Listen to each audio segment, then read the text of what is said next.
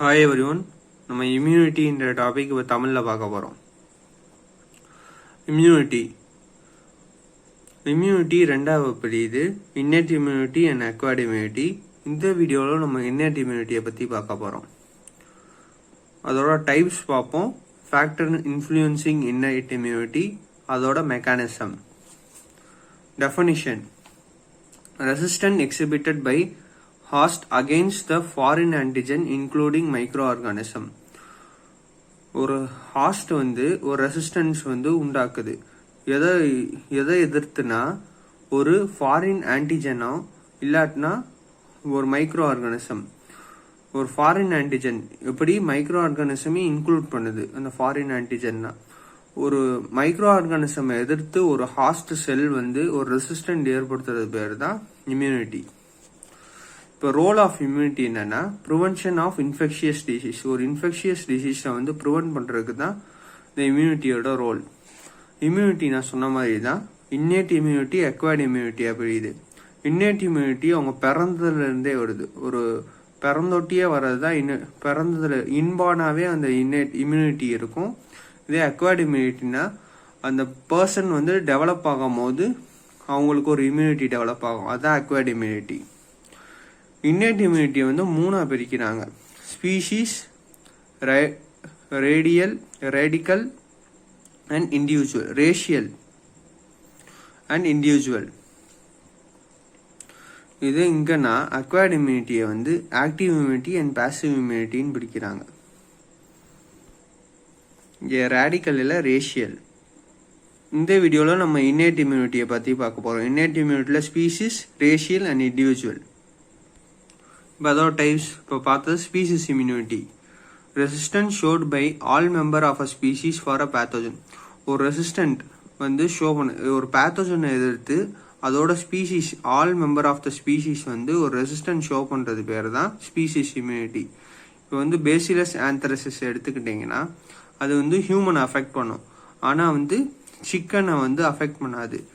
All species of chicken shows species immunity against bacillus ஆந்த்ரசிஸ். வெறும் ஹியூமனை மட்டும்தான் affect பண்ணும். இந்த சிக்கன் அஃபெக்ட் பண்ணும். இந்த ஸ்பீசிஸை அஃபெக்ட் பண்ணாத பேர். அதான் இதோட example species immunity. Resistance showed by all member of the species for a pathogen.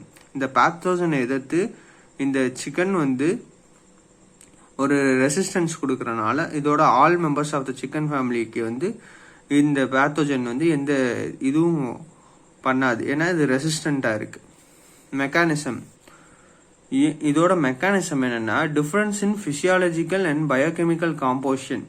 அதோட இப்போ இந்த எக்ஸாம்பிளே எடுத்துக்குவோம். இந்த சிக்கனோட பிசியாலஜிக்கலும் பயோகெமிக்கல் காம்போசிஷன் டிஃபரெண்டா இருக்கும். ஒவ்வொரு ஸ்பீஷிக்கும் ஒவ்வொரு டிஃபரெண்டா இருக்கனால ஒரு ஸ்பீஷிஸ் எடுத்துக்கிட்டீங்கன்னா அந்த ஸ்பீஷிஸ் ஸ்பெசிஃபிக்கா இந்த பேத்தோஜனை எதிர்த்து இருக்கனால இந்த ஸ்பீஷிஸ்லாம் இந்த அதோட பிசியாலஜிக்கல் அண்ட் பயோகெமிக்கல் காம்போசிஷனை பேஸ் பண்ணி தான் இந்த ஸ்பீஷிஸ் இம்யூனிட்டியை டிஃபைன் பண்றாங்க. இதோட மெக்கானிசமே அதான். Racial immunity is a species made up of different races. இப்போ ஒரு ஸ்பீஷிஸ் தான் அது ஸ்பீஷிஸ் இம்யூனிட்டி. இது டிஃப்ரெண்ட் ரேசஸால, இப்போ ரேஸ் 1, ரேஸ் 2, ரேஸ் எக்ஸ் ஒரு எக்ஸாம்பிளுக்கு. இப்போ ரெசிஸ்டன்ட் டு பர்டிகுலர் ரேஸ். இப்போ இதுல இருந்து ஏதாவது ஒரு ரேஸுக்கு ஒரு பேத்தோஜன் ரெசிஸ்டண்டா இருக்குன்னா அது பேர் தான் racial immunity. Resistant to a pathogen by a particular race of a species is known as racial immunity. இப்போ எக்ஸாம்பிள் சொல்றேன். இப்போ ஷீப் அல்ஜேரியன் ஷீப் இருக்கு and other races of other ஷீப்ஸும் இருக்கு. இப்போ அல்ஜேரியன் ஷீப் ரெசிஸ்டன்ட் எதுக்கு? ஆந்த்ராக்ஸ்ன்ற ஒரு பாக்டீரியா இதுக்கு ஹைலி ரெசிஸ்டண்டா இருக்கு. ஆனா அதர் ஸ்பீசிஸ் ஆஃப் ஷீப்ல மோஸ்டா அஃபெக்ட் ஆகிறது ஆந்த்ராக்ஸை வச்சுதான் அஃபெக்ட் ஆகுது. அதனால இதுதான் இந்த இதுதான் ரேஷியல் இம்யூனிட்டின்றாங்க. இது ஒரு எக்ஸாம்பிள் தான் ரேஷியல் இம்யூனிட்டி. அது மெக்கானிசம் ஆஃப் அது காசு பார்த்தீங்கன்னா மோஸ்ட்லி ஜெனட்டிக்கால வருது. இப்போ இண்டிவிஜுவல் இம்யூனிட்டி தான் third type of innate immunity. a particular individual is resistant to a infection. ஒரு பர்டிகுலரான இண்டிவிஜுவல் வந்து ஒரு இன்ஃபெக்ஷனுக்கு ரெசிஸ்டண்டா இருந்தா அது பேர் தான் இண்டிவிஜுவல் இம்யூனிட்டி. இது வந்து ஜெனட்டிக் காசால வருது. Factors affecting innate immunity. Innate இம்யூனிட்டியை எந்தெந்த ஃபேக்டர் வந்து அஃபெக்ட் பண்ணும்னா ஏஜ், ஹார்மோன், நியூட்ரிஷியன்.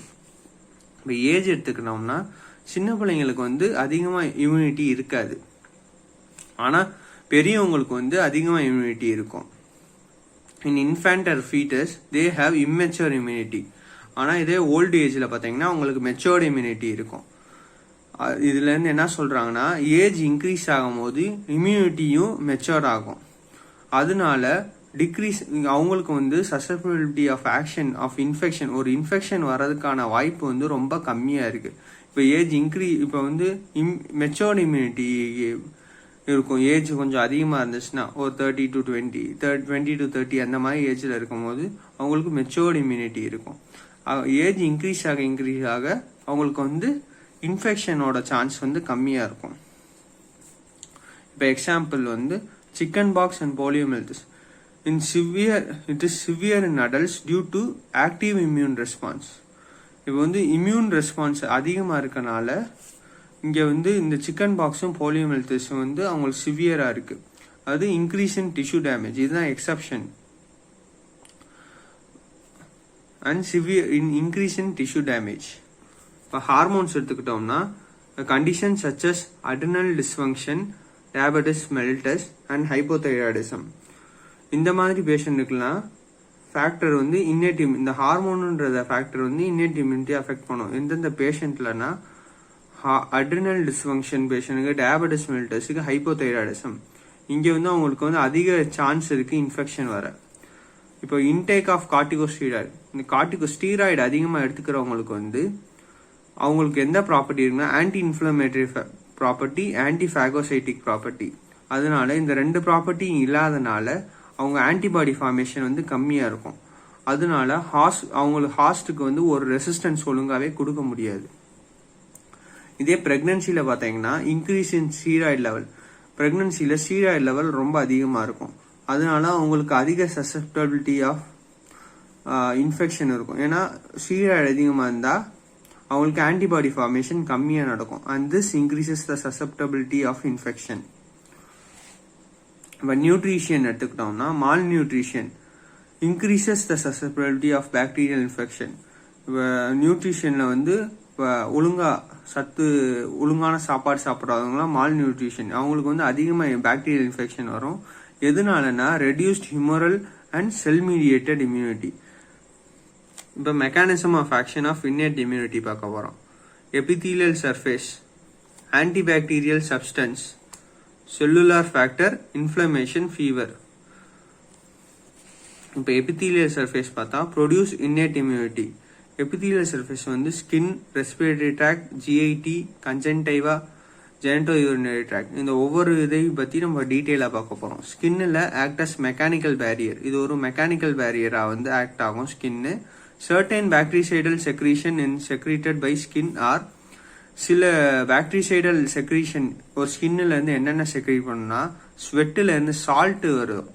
ஸ்வெட்டு வந்து ரொம்ப சால்ட்டாக இருக்கும், இது ஒரு பாக்டீரிசைடல் செக்ரீஷன். இப்போ சபேஷியஸ் கிளாண்டுன்றது ஒரு bactericidal secretion. Long chain fatty acids அதுவும் ஸ்கின்னிலேருந்து ப்ரொடியூஸ் ஆகும். அதனால இது ஒரு பாக்டீரிசைடல் செக்ரீஷன். இப்போ நார்மல் ஸ்கின் ஃப்ளோராவை எடுத்துட்டோம்னா அது வந்து டிரான்சியன்ட், ரெசிடென்ட்ன்ட்டு ஒன்று இருக்குது. இந்த ரெசிடென்ட்னு வந்து prevent the colonisation of the pathogen. அந்த பேத்தோஜனை காலனைசேஷன் பண்ணாமல் விட தான் இந்த ரெசிடென்ட் ஃப்ளோரா வந்து யூஸ் ஆகுது. ஏதாவது ஆல்டர்னேஷன் இந்த ரெசிடென்ட் ஃப்ளோரா நடந்துச்சுன்னா இன்வேஷன் ஆஃப் மைக்ரோப்ஸ், அப்போ மைக்ரோப்ஸ் வந்து உள்ளே வந்துடும். And this causes diseases. Respiratory tract, they are moist mucus secretion. இப்போ வந்து ரெஸ்பிரேட்டரி ட்ராக் தான் மாய்ஸ்ட் அண்ட் மியூக்கஸ் செக்ரீஷன் வந்து இருக்கும். This entraps foreign particle. இது வந்து இந்த மாய்ஸ்ட் அண்ட் மியூக்கஸ் செக்ரீஷன் வந்து எந்த ஃபாரின் பார்ட்டிகல்ஸையும் உள்ளே போக விடாது, அது என்ட்ராப் பண்ணிடும். இப்போ வந்து ஹேர் லைக் சிலியா, அது வந்து hair like cilia helps in the particle to propel towards the pharynx. இது வெளியில தள்ள வந்து உதவி பண்ணும் இந்த hair like cilia pharynx. And this particle, இப்போ ஏதாவது ஒரு பார்ட்டிகல் இருந்துச்சுன்னா அது வந்து காஃப் ரிஃப்ளெக்ஸாலேயோ இல்லை ஸ்வாலோயிங்காலேயோ அது வெளியிலையோ இல்லை உள்ளேயும் தள்ளிடலாம். Intestinal tract, saliva, inhibitory effect of microbe. Gastric juice, acidic pH. Gastric juice வந்து அசிடிக் பிஹெச் வந்து அசிடிக்கா இருக்கும், அதனால மைக்ரோப்ஸ் வந்து ஈஸியா கொண்டுரும். Conjunctiva, tear produce. This flush away the dirt and bacteria and has a lysozyme action. இந்த கன்ஜென்டைவால வந்து டியர் ப்ரொடியூஸ் பண்ணும், அது வந்து லைசோசைம் இருக்கும், இது வந்து டர்ட்டையும் பாக்டீரியாவையும் ஃப்ளஷ் பண்ணிடும். Genito urinary tract, urine flushing action eliminates the bacteria from the urethra. Urine flush ஆகிறனால பாக்டீரியா, யுரேத்ரால இருக்க பாக்டீரியா தான் எலிமினேட் ஆகுது. வெஜைனல் செக்ரீஷன், அதிகமாக பிஹெச் இருக்கனால அங்கே வந்து பேத்தோஜன் ஃபார்ம் ஆகாது. Antibacterial substance, non-specific antibacterial substance are lysozyme, piperidine, complement, beta-lysine, interferon. இதுதான் antibacterial substance. Cellular factor, infective agent attacks tissue.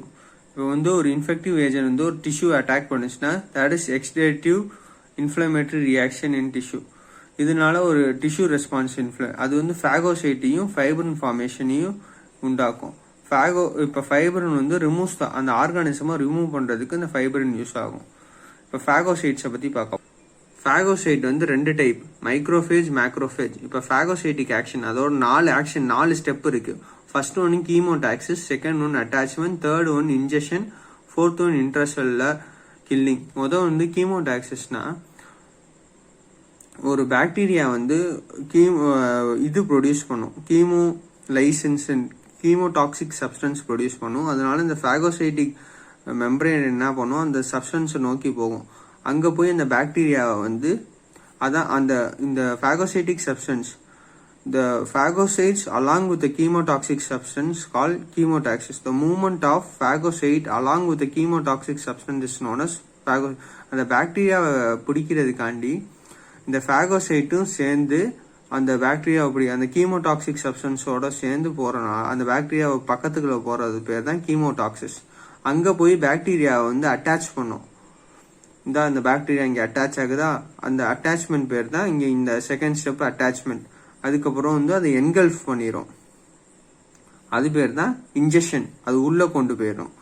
இங்க என்ன ஆகும், இந்த இன்ஜெக்ஷன் நடந்ததுல இருந்து அதை வந்து ஃபேகோசோம்னு சொல்லுவாங்க. இந்த ஃபேகோசோம் என்ன பண்ணும்னா லைசோசோமோட கம்பைன் ஆகி ஃபேகோலைசோசோம் ஆயிரும். இந்த ஃபேகோலைசோசோம் தான் இன்ட்ரசெல்லுலர் கில்லிங். அது உள்ள வச்சே எல்லாத்தையும் வந்து உள்ள வச்சே கொன்றும். அதான் இன்ட்ரசெல்லுலர் கில்லிங். இதான் 4th ஸ்டெப். அந்த ஃபேகோலைசோசோம்குள்ள வச்சே கொன்றும். இப்போ பார்க்கலாம், phagocytic reaches the site of infection. There is a release of chemotaxis substance. அந்த chemotaxis substance release ஆகுது. இந்த movement of phagocyte along with the chemotoxic substance is known as chemotaxis. phagocyte வந்து chemotoxic substance ஓட move ஆகுறது பேர் தான் chemotaxis. இப்போ infection or chemotoxic agent gets attached to the phagocytic substance.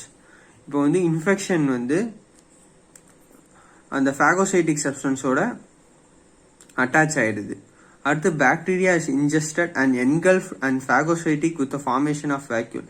அந்த பாக்டீரியா வந்து என்கல்ஃப் பண்ணிடுது. 3rd ஸ்டெப், அதான் அது பேர் தான் இன்ஜெக்ஷன் அண்ட் ஃபார்மேஷன் ஒரு vacuole formation which is now known as phagosome. அது என்கல்ஃப் பண்ணோட்டி அது பேர் ஃபேகோசோம். அந்த ஃபேகோசோம் வந்து லைசோசோமோட கம்பைன் ஆகி ஃபேகோலைசோசோம் ஆயிரும். அந்த ஃபேகோலைசோசோம் வந்து இன்ட்ரசெல்லுலர் கில்லிங், அங்கே இன்ட்ரசெல்லுலர் கில்லிங் அக்கர் ஆகும்.